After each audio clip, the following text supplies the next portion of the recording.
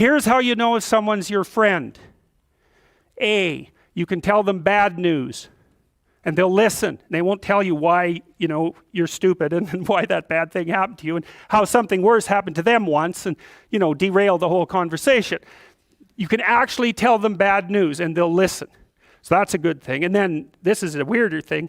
You can tell them good news and they'll help you celebrate.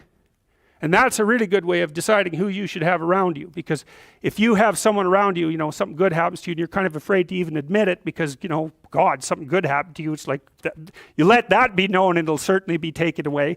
So, you come out and you sort of tell someone half-heartedly that something good happened to you and they give you a whack and then talk about, the great thing that happened to them 3 years ago. Or worse, the great thing that happened to someone that they knew 3 years ago. It's like, go away from that person. They're not helpful to you. And they're not helpful to themselves either. And so you want to surround yourself, you got to think about this. You got to surround yourself with people who want the best for the best part of you. You can hang around with weasels and losers that are trying to pull you down to justify the fact that they're spiraling downhill as well. And the upside of that is you don't have to have any responsibility and you can all whine about how wretched life is, so that's pretty attractive. But I would say it's also a bad medium to long-term plan. And so it's acceptable and desirable to try to surround yourself with people who are facilitating your development. And you might say, well, I've got people around, I know them well, they're not doing that well and they don't fit into that category. It's like, what's your point? What are you going to do with them exactly?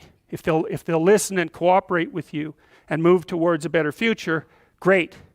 If they don't pay any attention and they keep doing the same damn things over and over and they're not going anywhere and it's painful, then maybe the proper thing to do is say, you just have your misery. I'll go off and have my life. And maybe you'll wake up at some point in the future and think that's a better way of being. Because just putting up with it is, they call that enabling, right?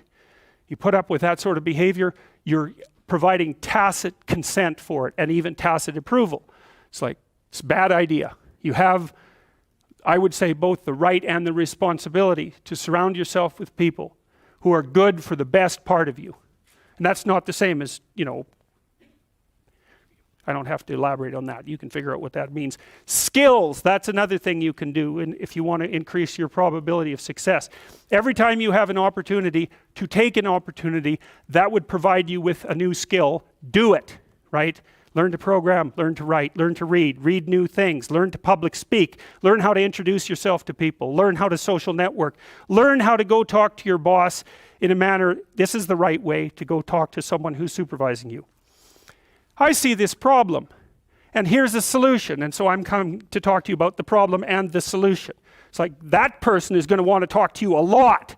It's like because the other people they're talking to are going to come and say, I've got a problem. Can you do something about it? It's like they don't want to do something about it. They already got 50 things to do, So if you're the person who constantly brings forth a problem, even if they're accurate problems, why are they going to want to have you around? You're just another problem. Don't be a problem for the people who want to give you money. That's a good rule of thumb, man.